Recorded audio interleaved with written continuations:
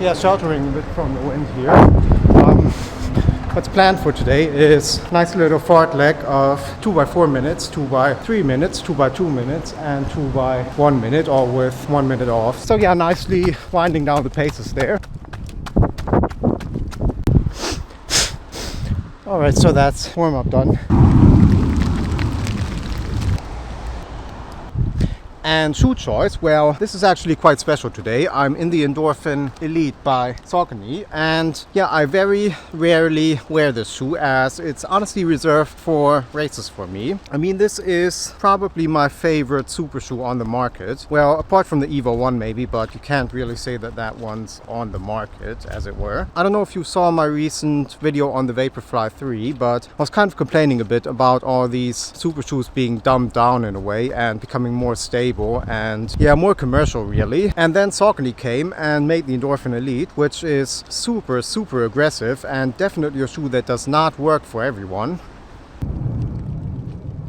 Now I do have to say this shoe has kind of a weird upper. I mean, what exactly is this here? Plus it has this kind of weird midfoot band here that just goes up to the lacing and then stops and then goes down here and underneath through this hole. Just another kind of weird feature where I feel like, do we really need this? And I mean, it doesn't really feel like it actually does anything, just add a few grams of weight. So I do feel like they might as well just make this a more conventional upper. The tongue, I have to say, is pretty much perfect. I mean, just look at this material here. There's almost nothing to it.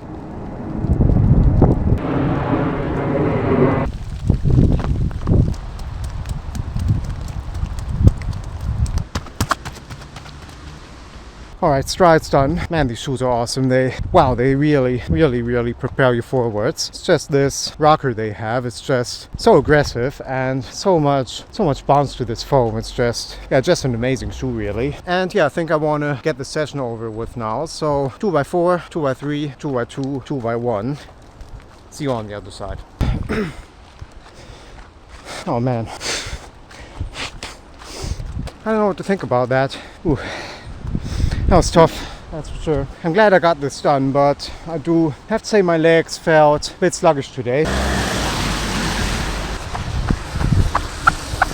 If there was one criticism I could level against the Endorphin Elite, it's that it's not the lightest super shoe out there. And I've heard that it kind of scales a bit weirdly, but in my very small size 40, this is 194 grams. So yeah, it's like 20 grams more than the Vaporfly, which I have to say is noticeable.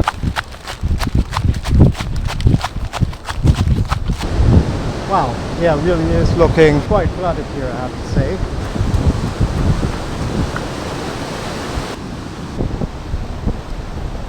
Now what makes this shoe work is, well, two things really. Number one being the rocker, which I've already mentioned, but just look at how aggressive this is. It's really quite something, and yeah, like I said, it really feels like it throws you off the edge of a stair. And I just feel like this kind of shape works well for my running style, as I have a pretty naturally high cadence, and I feel like it just sort of rewards you ticking over and getting this kind of toe off motion. And number two is the foam. This Power Run HG stuff is pretty insane really. It's this is what I meant when I said the shoe is not for everyone, as this stuff is kind of firm really. It's, you know, this stuff is not like Zoom X, which has this kind of squish and bounce feeling. This does not have the squish at all. Like when you land on this, you don't really feel a whole lot of compression to it, but yeah, it just has this kind of spring back.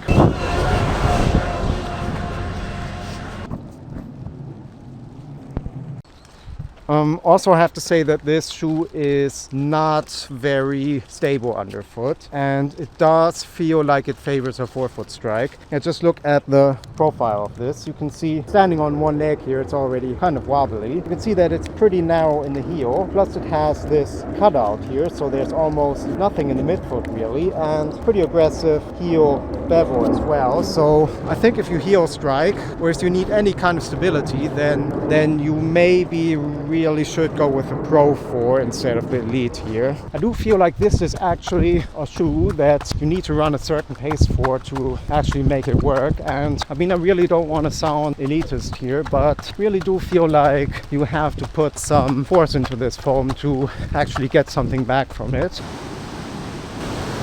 Going slow in this just doesn't really work all that well. It just feels like you're not really engaging the foam all that well, and yeah, the whole geometry of this shoe just feels a bit clunky when you're going slow. You kind of feel like it's not really designed for that.